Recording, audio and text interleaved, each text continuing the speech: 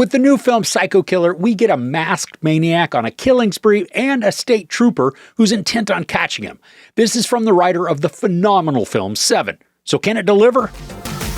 A police officer tracks a killer after her husband becomes one of his victims. This stars Georgina Campbell and a hulking masked serial killer with an extremely deep and ominous voice.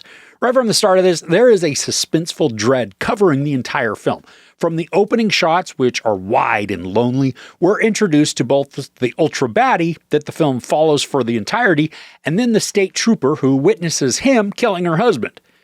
Now, I want to say that for the first 20, maybe 30 minutes of this movie, it was tense, almost unrelenting in the pressure.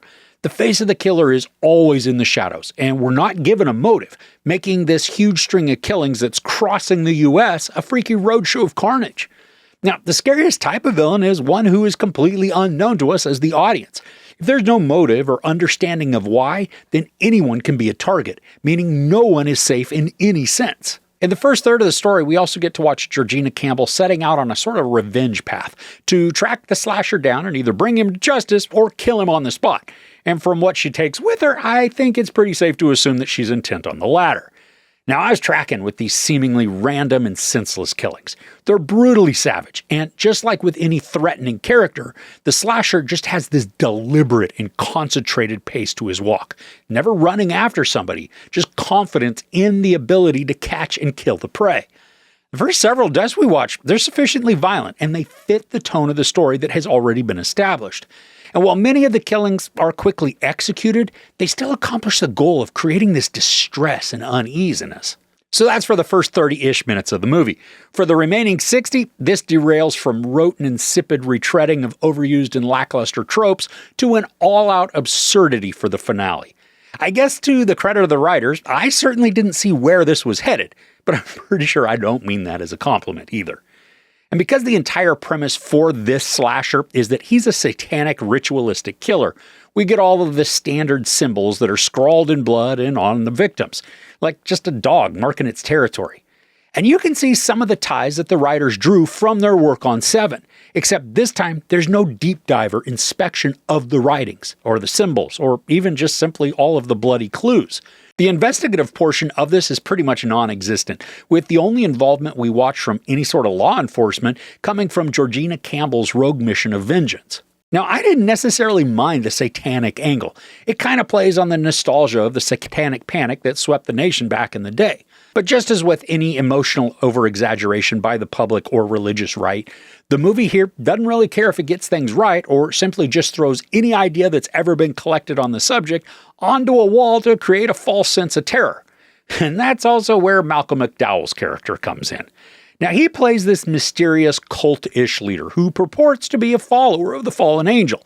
In reality, though, he's just someone who loves the hedonistic lifestyle and wraps everything in a dark cloak so that it feels more edgy and sexy to any of his potential followers. His inclusion in this story, it's just stupid and nonsensical. The entire arc didn't add anything to the storytelling other than wasted time. Also, a truly terrible kill scene that was basically the beginning of the end for the wretched conclusion that the film is going to hoist on us. At some point in the story, the slasher has the opportunity to take out a room full of victims. But for each kill, the sequence is put in slow-mo, which then only accentuates how fake and awful the special effects were here. Now, up until this point, all the violence had appeared to be practical, augmented with some very convincing makeup and prosthetics. But for this scene that I'm talking about, the entirety looked so fake, I'm really not convinced that it wasn't completely AI. The character movements, they're stuttering, the people lose all realness, and then the blood splatters, they're nowhere in the same universe of convincing. And then from there, the story continues to rush through the plot and takes on a hard left turn that is unexpected, but also stupid. The plot goes off the rails, but not in a way that makes this fun. The effect it had was to elicit groans and rolling of eyes, as if the writing didn't know where they wanted to go and just pulled one of the discarded ideas out of the bin and then put it into the script. So what starts out as a thrilling and dark horror, complete with a merciless and unidentified killer, ends up being some made-for-TV mystery that loses the plot halfway through and can't find the resolution it needed. Georgina Campbell is sufficient in this, but she's not given much to work with. As a grieving and angry spouse out for revenge, she conveys the rage and frustration adequately, but the script lets her down in both the pursuit angle and the showdown between good and evil.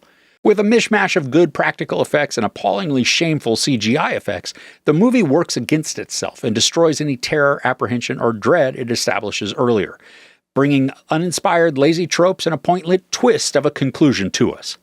There's sex, nudity, some profanity, and then a bunch of violence. I give Psycho Killer 1.5 out of 5 couches. And I don't think I'd even revisit this when it comes to streaming, or heck, even Tubi. Well, that's free. They took a great premise and then shat on it, which I'm not sure when that stench is going to dissipate.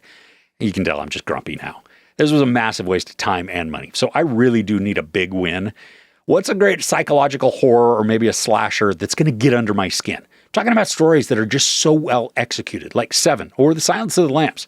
I'll take any great recommendations in the comments below.